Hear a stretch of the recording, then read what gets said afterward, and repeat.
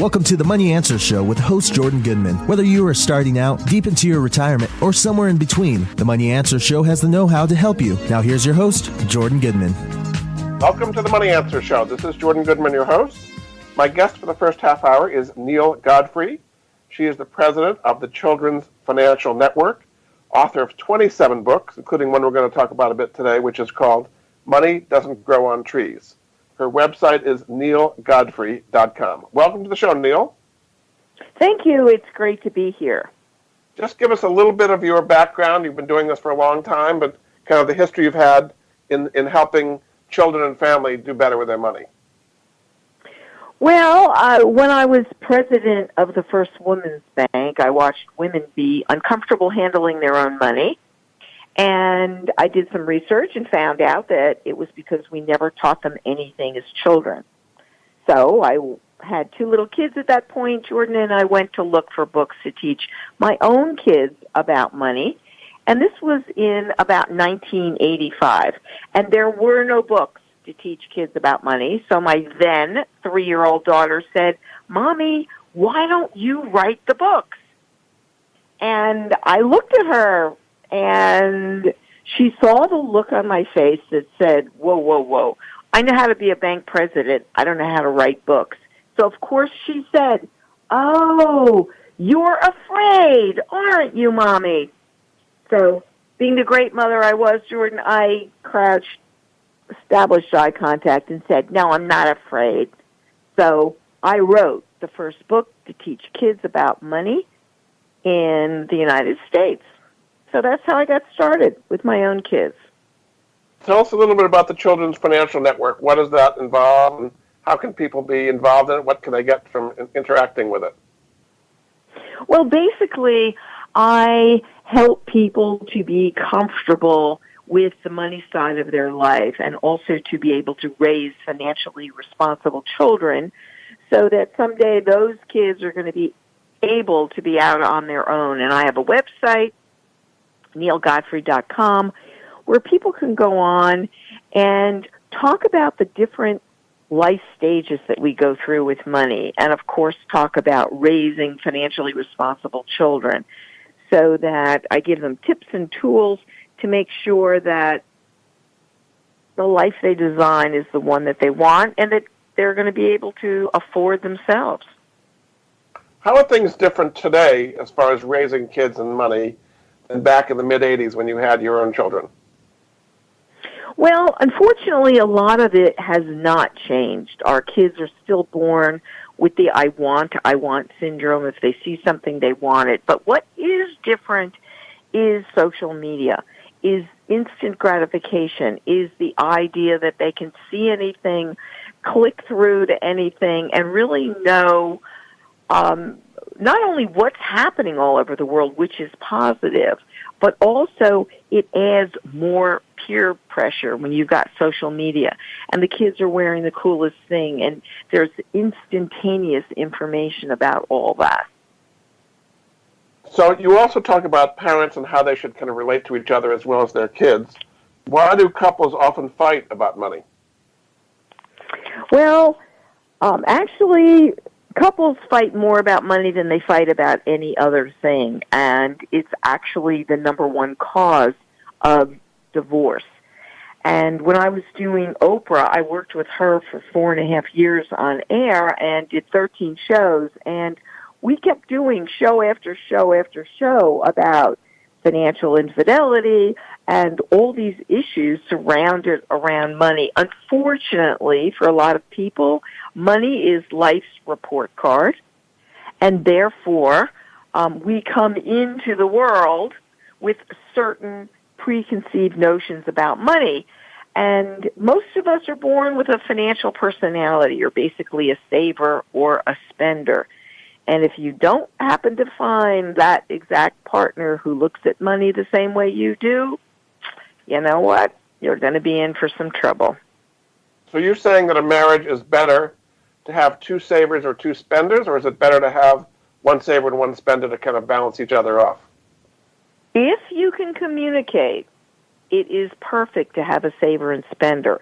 But remember, you came into that with your own baggage, with the way you were raised, and you believe that the way you handle money is the right way. So if you've got a saver and you've got a spender who may not be communicating really well, you're going to have problems. If you have two savers or if you have two spenders who are not communicating, you also may be doomed, meaning extreme savers are not able to have joyful spending. They can become hoarders. They can become anxious about being able to spend. That's not a healthy way to go through life. And we know what happens with the extreme spenders.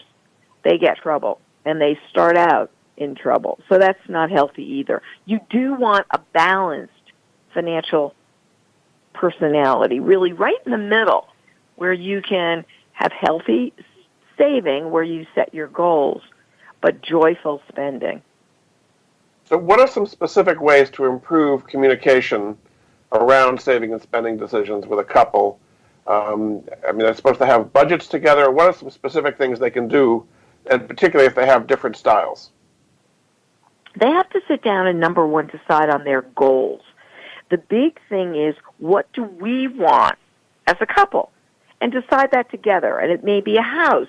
It may be vacations. It may be retirement. It may be that you're having kids and you want to get them to college. Whatever those goals are, write them down. Memorialize them. So now you're on the same page. Now, in order to get there, what are we going to have to do? So you have to put a price tag by all of those items and then back it up and decide today, if we start saving for all those, what do we have to do? Now, all of a sudden, you are talking to each other. It's not financial infidelity where somebody's sneaking around saying, well, I'm going to do this and don't tell this one and don't tell that one. Well, you're usually on the same page because you agree upon the goals. And then if you can agree upon the goals, what you want to do is agree upon how you're going to budget. But here's the big thing. Each of you needs some discretionary spending, that guilt-free spending. If you don't have it, you're going to be finger-pointing at each other, and you will get into trouble. So exactly what is financial infidelity and what causes it? Well, financial infidelity is several things. Number one, hiding the bills from each other. That certainly happens. Having credit cards where you don't share what has happened with those. It's also getting and co-opting the kids. There are a lot of parents who say, oh, don't tell your father that I spent this, or don't tell your mother that I'm buying this. Now all of a sudden, the kids are part of this financial infidelity, and it becomes non-transparent. Like, just stop it. Sit down, talk about it, make sure that what you're really doing is that you're on the same page. The reason you both need guilt-free spending is that you don't have someone looking over your shoulder saying, well, you need that new tool. Well, that's stupid. Well, you just had a value judgment on that. Or having him say, really? You need to have your nails done once a month? That's built into your budget? Yeah, hey, that's part of my guilt-free spending, so that you're not picking on each other for doing things that you want, and then you don't get caught in the trap of hiding what you're doing with money. What's one of the biggest horror stories you've heard about a case of financial infidelity?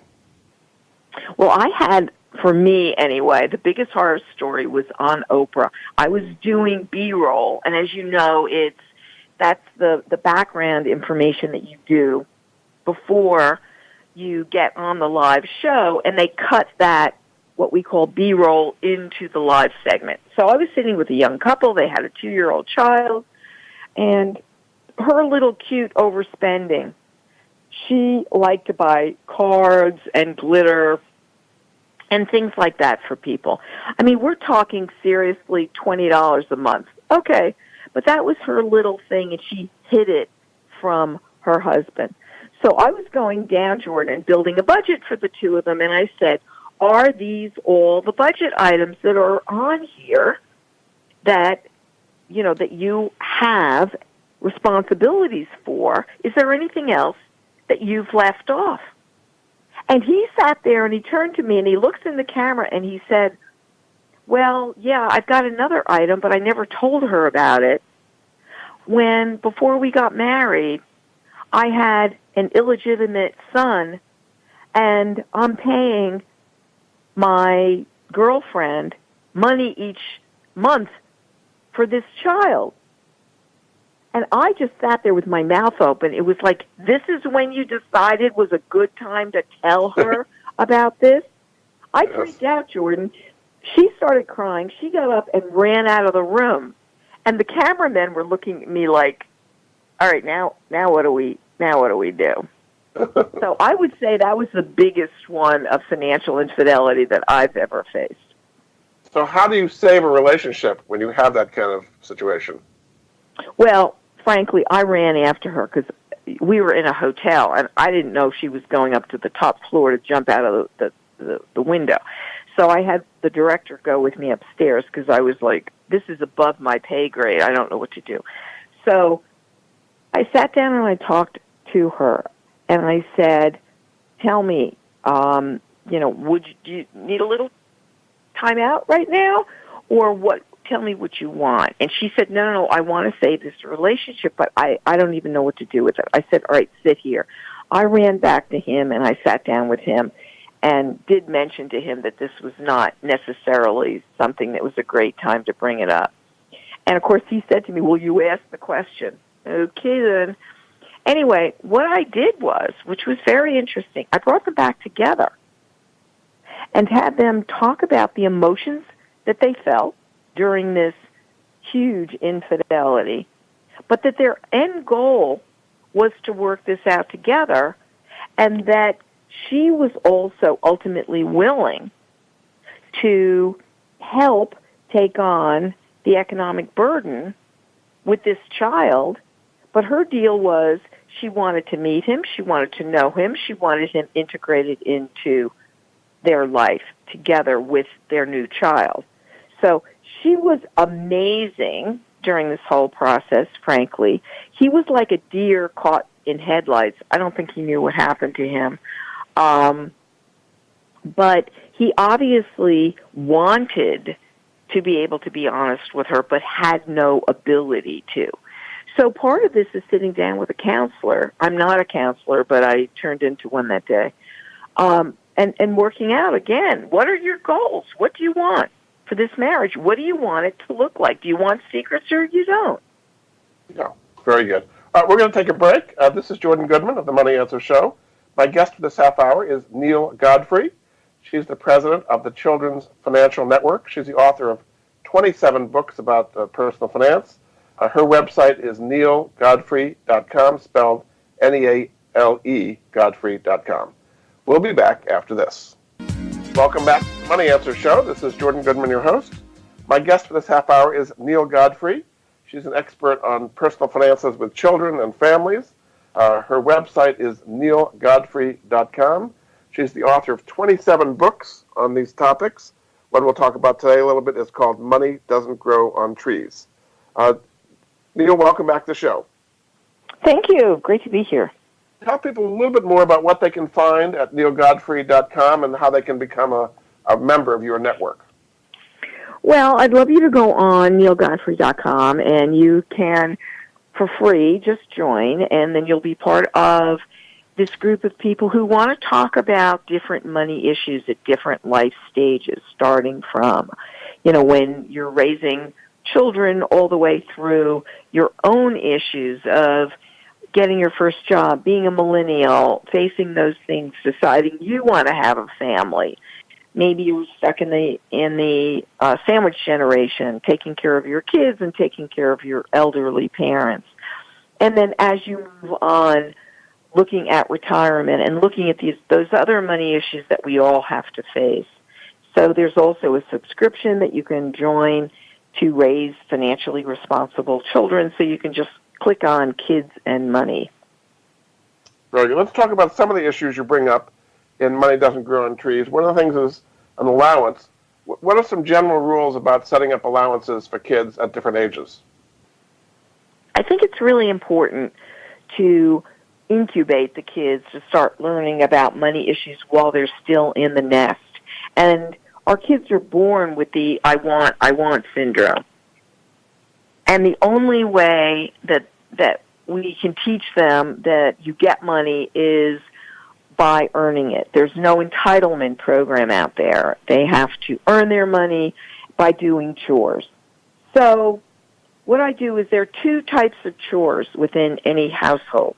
There are citizen of the household chores where they don't get paid. And then there are work for pay chores. And citizens of the household chores are things like their own personal care, like brushing their teeth and getting up on time. And also, you're teaching them to be a good citizen of the household. And good citizens of the household pick up their toys, and they make sure that public spaces are clear for everybody in the household. They don't get paid for those, but you write a little chart, you put the chores down, and these are for younger kids, obviously. Now, work for pay chores are over and above that.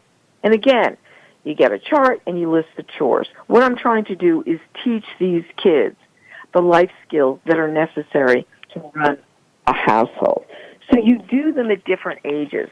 So the little ones can set a table, not with knives, obviously, and then they can clear the table and put the napkins in the recycling and do those things.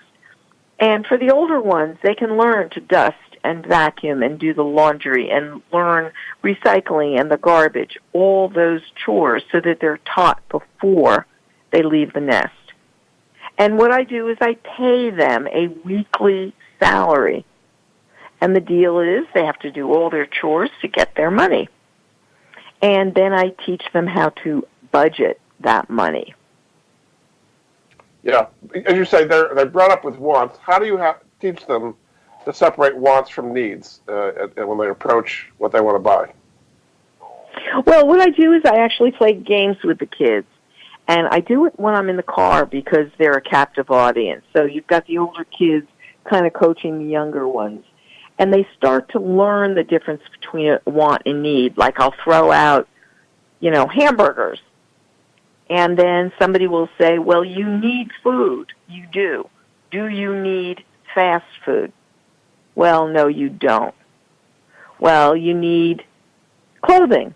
Okay, that's a need. Do you need designer clothing? No, that's a want.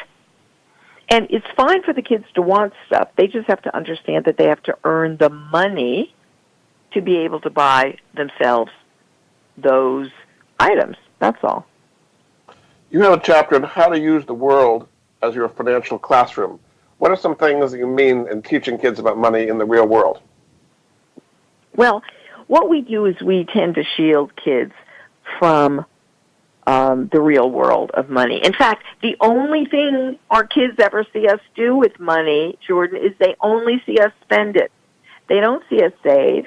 They don't see us pay bills. They don't see us give to charity.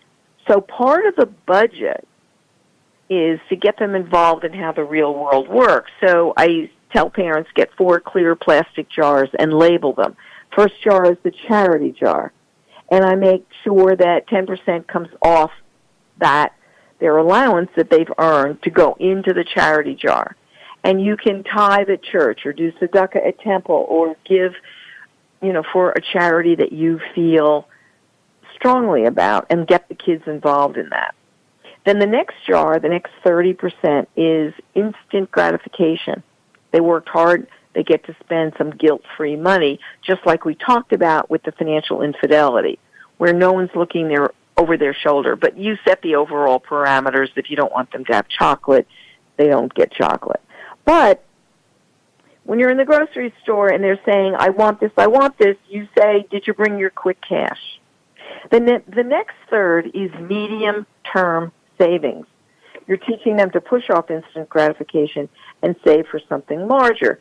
So they can set a goal and they can save to buy that. Now, the little ones can only save for a week or two because they forget what they're saving for. Actually, we forget what they're saving for. And the older ones can pick a more aggressive item to save for, like an iPad. And if they've been responsible, you could do what I call a 401k matching plan and match dollar for dollar to help those kids save to reach their goal.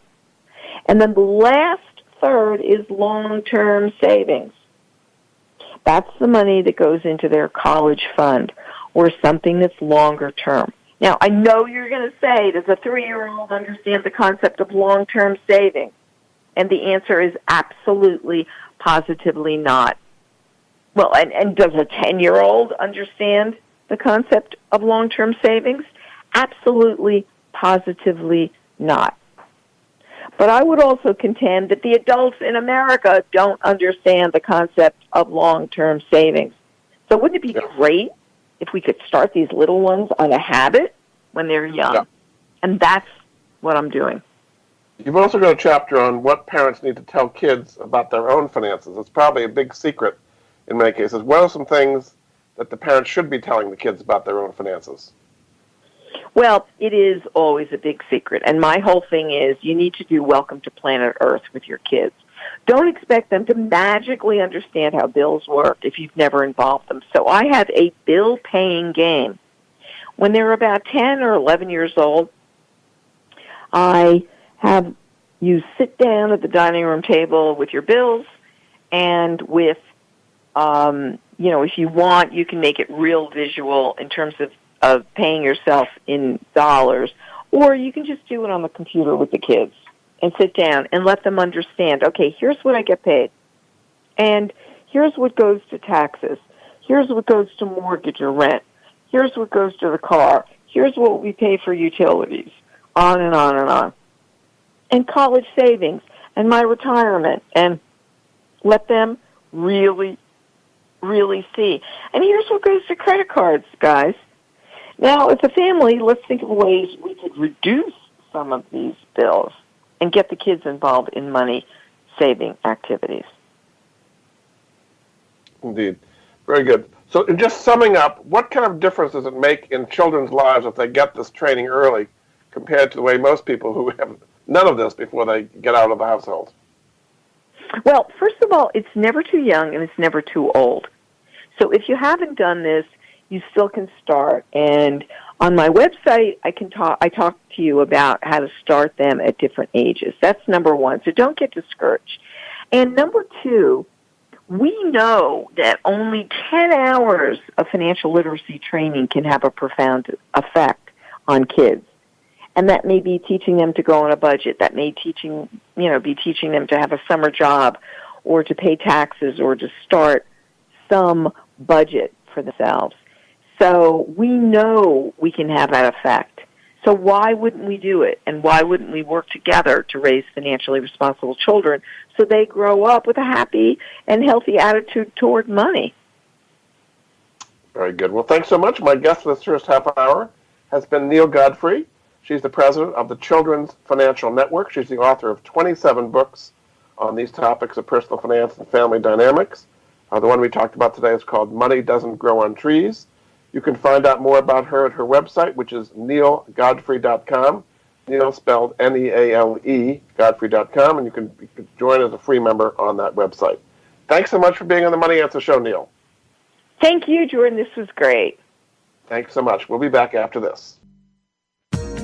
You've been listening to the Money Answer Show with Jordan Goodman. If you have a question for Jordan or his guest, please call us now at 866-472-5790. That's 866-472-5790. Now back to Jordan. Welcome back to the Money Answer Show. This is Jordan Goodman, your host. My guest for this half hour is Tony Whatley.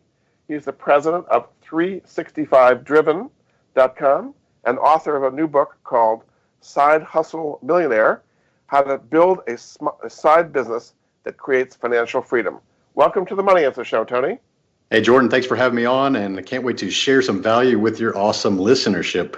Excellent. So just tell us a little bit of your history as an entrepreneur, and you sold a business. Just kind of give us a brief history of what you did to get to where you are today. I guess I'm a native Houstonian, and I was in the oil and gas industry for the last 25 years, but I always opened businesses in the automotive performance arena. So for the last 19 years, I've been a business owner as a side business owner while working a busy professional job. And I created a business in 2001 that became one of the largest online communities for performance cars under the General Motors portfolio.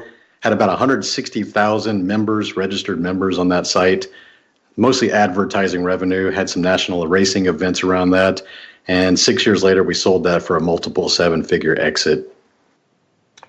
And then after that was called LS1 Tech, is that right? That's correct. ls1tech.com. Yeah. And then so after you collected a big amount of selling that out, what was your next move after that?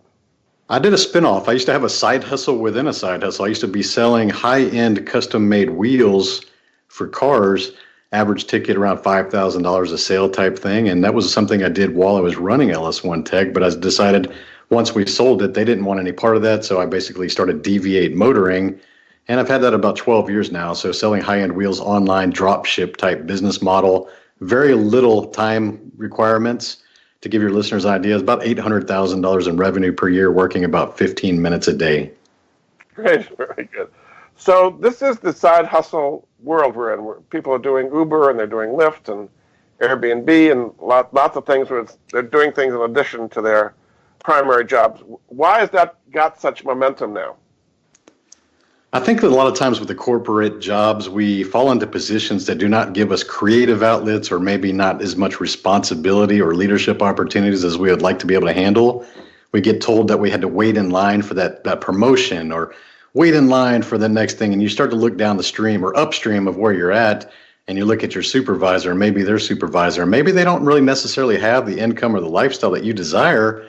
And here you're looking at something 5 to 10 years down the road to get something that you don't desire. So people start to be creative. They start to think, hey, what can I do on the outside of this to give me that creative outlet, to maybe practice my leadership, to try something that's betting on myself, build maybe some more parachute, more job security, things like that. So when things maybe should happen, you have some money to fall back onto. It's very important for people to start to do that. And we have a lot of unique skills and talents, every single one of us. And if you can figure out how to monetize those things with a side business, or better yet, an online business that doesn't take much time, you start to see a real revenue increase, and you understand, like, hey, I don't really need to rely on my job. Because let's face it, Jordan, job security is just kind of a fallacy nowadays. Indeed, yeah. So your website is called 365driven.com. What can people find at that website? Mostly they'll find my own podcast. I've got a podcast. I run 2 episodes a day. It's an entrepreneurship-based podcast. I interview guests about an hour long each. I've got the tabs for my best-selling book on Amazon, and also some of the business coaching things. So I'm actually a business startup coach. I've helped people start up, scale, and sell their companies. I'm one of the, the only 1% of the companies out there have ever been sold. And it's a unique experience that I like to help people to get to that. So at the beginning of Side Hustle Millionaire, you talk about the mindset you need to become a successful entrepreneur and somebody who's got a side hustle. What are the elements you need to have a successful mindset to be successful? I think a lot of times people just don't get started because they're worried not by failure. Failure is a high-level excuse. Most people are like, hey, I'm afraid to fail. We all say that. Well, we know we fail every day. Everything we do something that doesn't come up right, or even at the gym, like the last set, we failed that last rep. That's just kind of by design, and understand that's part of the process. But most people, it's really not the failure that people are afraid of. They're really afraid of what people will say about their failure. That's kind of what holds most people back from trying to start. So really gaining the self-confidence, and the way you do that is just by betting on yourself and taking these small steps and being honest with yourself and keeping your promises to yourself. You'll start to see that this momentum that you builds the real confidence and able for you to execute the businesses that you want. So it's really a matter of just getting started and not waiting until you think you know everything. Too many people think that they need to know every answer and things got to be perfect before they start, but you'll find that every successful entrepreneur out there, they'll tell you flat out that they just jumped in and figured it out as they went. Yeah. So the next step is business idea evaluation. So there's lots of different possible businesses you could go into. How do you narrow it down to the one that you should really focus on? So we take a look at your financial goals and your time goals. They're 2 different things because I don't really link time and money. I think nowadays people need to get away from just thinking the employee mindset of their trading hours for dollars. I think about how can we create income without time commitments. I mean, you heard 2 examples of me. The big company I created was about an hour per day, and the one I currently have is about 15 minutes per day, and they both increase, bringing in some 6-figure income. So it can be done without trading soul hours. So the mindset is really critical because we're trying to get the business model that's going to get you the best possible, I guess, outcome for your goals. So if you decide, hey, Tony, I want to make $100,000 a year. I want to make $150,000 a year. And we start looking at the business ideas that you have. We really have to be honest with ourselves. Are those businesses viable enough to get you to that? Because sometimes we come up with a good idea, but they consume too much of our time, maybe require too much startup capital, and it's just not realistic for the goal that you're going to have. So you have to have the hard truth time. And sometimes the best ideas you just have to walk away from, or maybe you're not ready for that best idea, the dream business. And we need to start one or two other companies in between to get you the revenue or the exit plan to be able to start that dream business. A lot of people tap out when they look at the financial input, and there's just steps. It's all staircases to the top, and there's a lot of different ways to get up there. Yeah. What difference has it made for people to be able to do online businesses that didn't exist before the whole internet kind of allowed business to work that way? I think it's really the time factor. I really don't want to ever work anywhere that has hours posted on the front where I have to be somewhere at a certain time frame. It's the employee mindset. And even you'll start to see large corporations start to move away from that in the next 5 years. You're starting to see a lot more people working from home. Flex hours are starting to come into play because we're really starting to realize, that, hey, our time is more valuable than sometimes the dollars that are coming in. So employers, if they're going to want to keep the talented employees, they're going to have to be more flexible with time commitments. And we can start to think about how we can scale things. So a lot of people starting a business brick and mortar, they're really relying on their zip code. And even when mail order was a thing, they're just really thinking about, hey, I got these customers that I got to ship things to, and maybe some of the shipping costs make the sale prohibitive. But when you have digital businesses, online business, basically the world or anyone that carries a smartphone in this world could potentially be your customer. I mean, I ship wheels all over this world. I've got customers in Japan, the Middle East, Europe, Canada, South America. There's endless amounts of customers out there. And honestly, you only need about 1,000 customers to make a really lucrative business in most business models. So one important thing you say to make a business succeed is to have branding correct. What are some tips in getting a good brand that's really going to work? I like to build brands that do not have a limiting factor. So one of the things I see most people make a mistake with is they build a brand with a name or something that limits the potential growth or the market direction that their company could go in. Like, for example, if I were to call my business Houston Wheel, Houston Wheel. So it's that's a regional border that doesn't really even there's no necessity there. So someone that's in Ohio sees Houston Wheel, they're like, well, I don't want to buy from them because I'm in Ohio. So you create these boundaries that aren't even necessary. So don't do that. Always think about businesses that can scale to something bigger than yourself. A lot of new business owners like to give the company their name. So if I were to name my company Tony Whatley LLC, what if that grows into some giant company and I want to be able to sell it, but I'm attached to that somehow?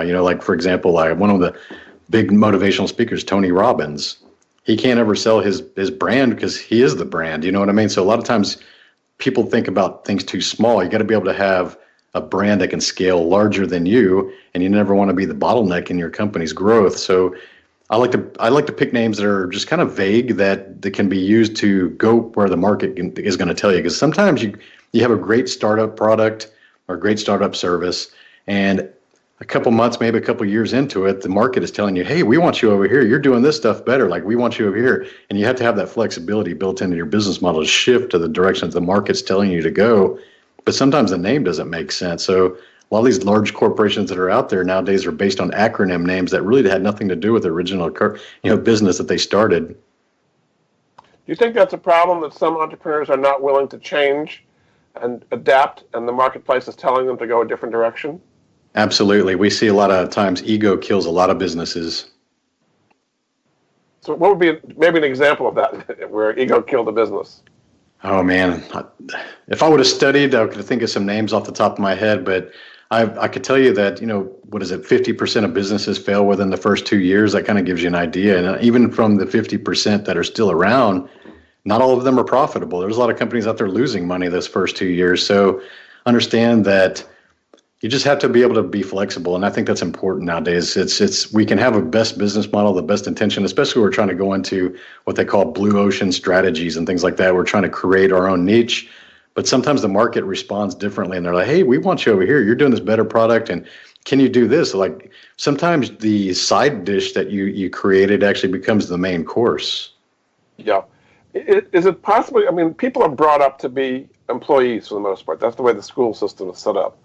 There are some entrepreneurial programs out there, but is it possible for a lot of people brought up as employees to make that shift? I believe anybody can be an entrepreneur as long as they get the right influence, the right lessons, the right coach, reading the right books, they're surrounding themselves with the right people. I mean, we've all heard that the inner circle that you decide to hang around with becomes, you become them. And it's so true. And I've seen that at different levels of my life. As you start to level up through your life, so to speak, some people disappear from your circle and you gain new people from that circle. So understand that your influence is definitely decided what your goals are. A lot of times we have these goals, we have these six figures like success type things and trading hours for dollars. Now we get a lot of times that people just set their goals based on what other goals of the people that are around them. So I think anybody can be an entrepreneur with the right mindset, right education. Very good. We're going to take a break. This is Jordan Goodman of the Money Answer Show. My guest for this half hour is Tony Whatley. He's the president at 365driven.com. That's his website. Author of a book called Side Hustle Millionaire, How to Build a Side Business That Creates Financial Freedom. We'll be back after this. Welcome back to the Money Answer Show. This is Jordan Goodman, your host. My guest for this half hour is Tony Whatley. He is the president at 365driven.com, author of a book called Side Hustle Millionaire, How to Build a Side Business That Creates Financial Freedom. His website is 365driven.com. Welcome back to the show, Tony. Thanks, Jordan. What do you think the defining factor that separates a successful from a not successful entrepreneur / side hustle millionaire? I would say the key factor I've determined, even interviewing several hundred entrepreneurs, is the ability to take action and not so worried about the risk. There's a lot of times, I find that a lot of times the entrepreneurs that do really well tend to be honestly the adrenaline junkie types, the stuntmen type people. They're really just, they look at the upside, the reward versus the downside. There's too many people focused on downside, so they take no action at all. Like a lot of times we talked about earlier in the show how people's critics, they're worried about what people are going to say about them. But if the worst thing is that somebody makes fun of you or talks negatively about you, that's the worst thing. But the possibility of the upside is that you earn millions of dollars. Like, why would you not take that? But so many people just do not start because of that thing. So the people who will become successful tend to be the ones who show up every single day, maintain that consistency, and have a strong enough purpose to see through the hard times. You talked about branding your business. What are some key ways to do marketing? Because marketing is what it's ultimately all about, and getting out to the world what you're offering, the product or service you're offering.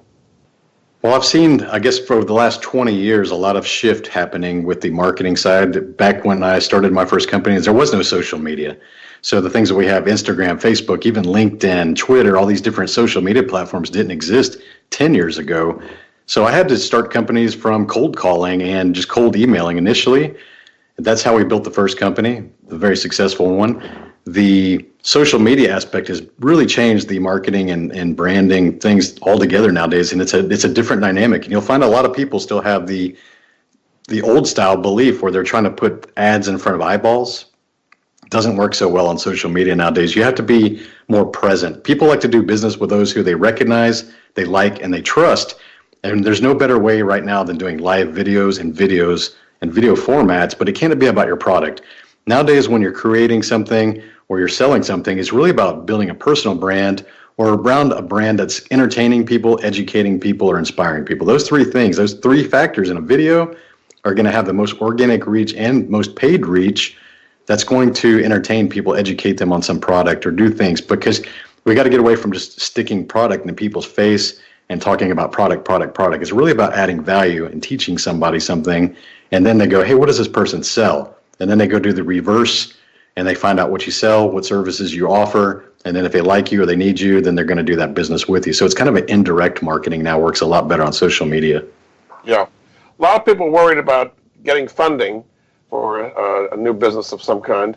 There's crowdfunding today, there's venture capital.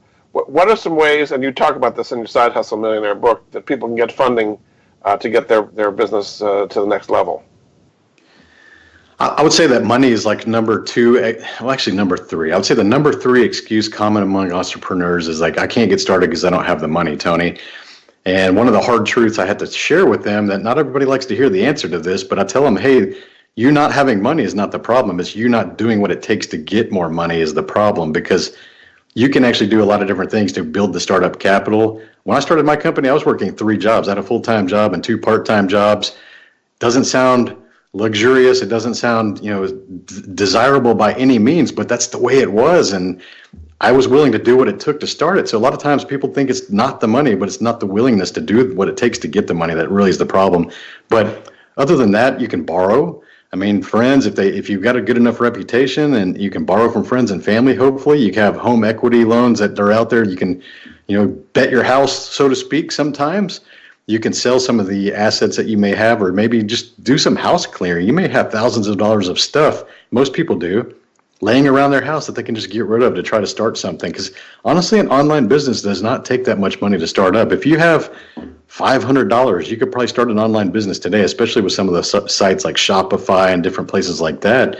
Do not really require money. But one of the big excuses I see is like someone who comes to me like, hey, Tony, I want to own an exotic car dealership. And I'm like, well, do you have $100 million? And they're like, no. I was like, well, I guess you can't start an exotic car dealership. And some people would take that as a dream killer. Like, well, you're just killing my dreams. I can't do this. I was like, well, how about you go start another company that earns you $1 million, and then you sell that, and then you go start up another company that earns you $10 million, and then you sell that, and then you go start up another company that earns you 50. You see that you build these stepping stone businesses. Yeah. Don't give up, because a true entrepreneur, we will always figure out a way to do what we want to do. Always. Yeah. You talk a lot about website development. What are some of the key attributes of a website that make for a successful startup business? Well, first of all, the critical thing is the first page that they land on. We call that above the fold. So when somebody visits your web page, if they do not know what you do or what your services are in the first 3 seconds, chances are they're going to exit out. So the above the fold page is the first thing they see without scrolling. And they need to land on this page. It needs to be a really simple statement. If those who have graciously heard you mention my website, if they go visit, the first thing they see is a dude standing next to a cliff with his hands out and a caption that says, "We build entrepreneurs." So there's no like, what does this company do? When they arrive there, they go, oh, we build entrepreneurs. That's what they do. So it's real simple. And then you don't want to have a lot of fluff on the page that can distract people from what you actually do. A lot of people try to sell their company on the main page. They're talking about their company, like, oh, we've been in business 25 years, and we're doing this and this and this and this. Nobody cares. Nobody cares about your company. They want to know what the results that you're selling. They want to know what you provide to them. They want to know what the outcome of working with you is, and save all the company information for the About tab. That's like another page. It's not the main page. Indeed. You also talk about different corporate structures. Some people say when you start a business, you want to set it up so you're able to sell it later. What are the structures that most people should be using when they're starting up a business? I think that typically for a small company, we usually just use LLCs. They just kind of gives you the liability protection. So if you're building anything or involved in anything that can potentially have lawsuits, it's a good way to create the division between your personal assets and the company assets. So they can sue the company, but they can't go after your house. A lot of people make the mistake of doing a DBA, doing business as. That's basically attached to your own social security number, and it's really it exists to build transparency within the market. So if you're calling yourself, I don't know, example, Tony's cell phones, like DBA, that just means like you're really doing business with Tony Whatley and his social security number. But here's the problem with that. If you create a DBA, you have no legal protection. You have no liability protection. So if someone has a problem with you, something caused that your product or service that they're going to sue you, they can actually go for your personal because it's based on your social security number. LLC gives you that protection. That's why we use it. Other corporations that we go bigger with the S Corp or C Corps, these are for companies that are going to grow where they have shareholders and stock and things like that. So it's really going to look at, you can always change these formats as you go as well. So you can start out DBA. You can create an LLC later. You can always go to Corp later. A lot of times it has to do with your tax guy. He's going to tell you, like, this is the best format for you for your tax savings. Yeah. In about 2 minutes we have left, just kind of summarize what difference it can make in people's lives to create their own businesses and to create a successful side hustle.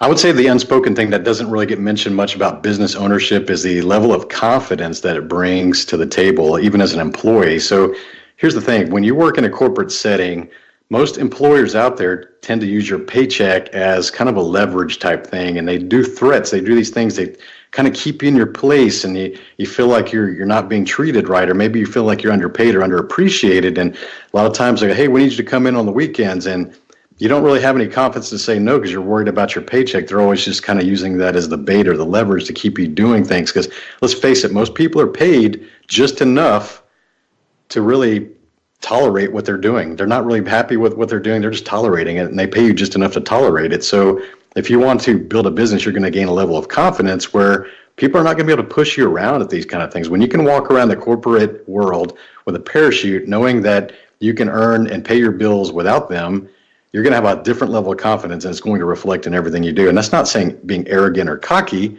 It just means that you're going to have a lot more confidence. You're actually going to climb that corporate ladder a little bit better because of that confidence.